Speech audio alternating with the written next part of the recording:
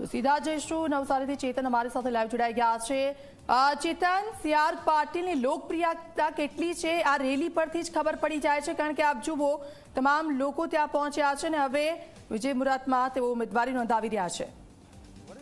Live છે એટલે જીતવાનું મૂકી દેતા જી બિલકુલથી ભાજપા પ્રદેશ અધ્યક્ષ સી.આર. પાટીલ જે રીતે નવસારી બેઠક ઉપર પોતાનું ઉમેદવારી ફોર્મ ભરવા માટે પહોંચ્યા છે, ત્યારે તેમની સાથે આપ જોઈ શકો છો પૂર્વ મંત્રી નરોત્તમભાઈ પટેલ પણ તેમની સાથે અહીં ફોર્મ ભરવા માટે હાજર છે। જી નરોત્તમ કાકા, શું કહેશો, આ વખતે શું લાગી રહ્યું છે? આ વખતે તો 400થી ઉપર સીટો જીતવા માટેની એક રેન્જ અમારી ચાલે છે।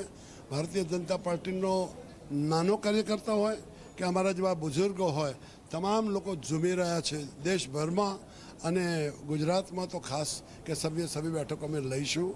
એમાંય ખાસ કરીને અમારી આ 25 લોકસભા સીટ નવસારી, જેના ઉમેદવાર સી.આર. પાટીલ અને અમારા પ્રદેશ પ્રમુખ છે, જેની ફોર્મ ભરવા માટે અમારા મુખ્યમંત્રી પણ ખુદ આવ્યા છે। એવા હિન્દુસ્તાનભરની તમામ સીટો પર સૌથી ટોપર તરીકેની આ હરીફાઈનો ઉમેદવાર છે સી.આર. પાટીલ। અવશ્યપણે 7 લાખ કરતાં વધારે વોટોથી લીડ લઈને જીતશે, એમાં મને જરાય શંકા નથી। આમ આદમી પાર્ટી અને કોંગ્રેસનું ગઠબંધન છે, શું કહેશો? આમ આદમી પાર્ટીને ગુજરાતમાં વી ડુ નોટ કન્સિડર। એ તો ભૂલથી ફ્લોકથી વરાછામાં થોડુંક કાર્યકર્તાઓની ભૂલના લીધે ચૂંટાઈ ગયા છે, બાકી એમનું કોઈ અસ્તિત્વ નથી।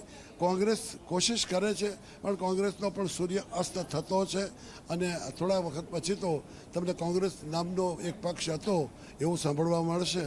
નરેન્દ્ર મોદી જો આ 5 વર્ષ રહ્યા અને હિન્દુસ્તાનની જે તરક્કી કરશે અને તમારા અને મારા મનમાં જે સમસ્યાઓ પેન્ડિંગ છે એ તમામ સમસ્યાનો ઉકેલ લોકસભા છે અને લોકસભામાં નરેન્દ્રભાઈ મોદીને સમર્થન કરવા માટે અમારા સી.આર. પાટીલને અમે મોકલવા ખૂબ ઉત્સુક છીએ અને એને પણ સૌથી વધારે વોટોથી જીતે અને ત્યાં દિલ્હીમાં જઈને કેન્દ્રીય મંત્રી બને એવી અમારી શુભેચ્છા। છેલ્લો સવાલ, જે રીતે નરસકભાઈ પણ આપણા મિત્ર છે અને કોંગ્રેસમાંથી નવસારીના ઉમેદવાર છે, શું કહેશો? કોણ? નરેન્દ્રભાઈ? નૈસકભાઈ? નૈસકભાઈ મિત્ર છે, મિત્ર છે, એ ઉમેદવાર હોય છે। જ્યારે હું યુદ્ધમાં જાઉં ને ત્યારે મને ફક્ત સામેનો વિપક્ષ દેખાય છે। હું યોદ્ધો છું, હું ભલે ઉંમરે મોટો થયો છું, આઈ કેન ફાઇટ। અને ગુજરાતમાં હું પણ 5 વખત ચૂંટણી લડ્યો છું અને આ જ વિસ્તારોમાં લડતો હતો, એટલે અમારા ઉમેદવારની સામે ટકવું અઘરું છે। નૈસદે આઈ ટેક પીટી ફોર નૈસદભાઈ કે એને મોકલી આપ્યા છે। એક એમને ઉમેદવાર મળ્યો નૈસદભાઈ, એટલું સારું છે। નૈસકભાઈ ઉમેદવાર તરીકે મળ્યા બહુ મોટી વાત છે। જે બ્રાહ્મણ અંદર જશે અને મંત્રોચ્ચાર કરશે તે પણ આપણી સાથે જોડાયા છે। જી શું કહેશો? જે કળિયુગની અંદર કહેવામાં આવ્યું છે કે સંઘે શક્તિ કલૌ યુગે, કળિયુગની અંદર જ્યારે પણ શક્તિ ભેગી થાય છે ત્યારે એનો વિજય હંમેશા થાય છે। એટલે અત્યારે આપણે અહીંયા શક્તિનું પ્રદર્શન જોયું, જે મહારેલી નીકળી છે જેની અંદર સી.આર. પાટીલ તો છે પણ સાથે આપણા ગુજરાત જી આપણે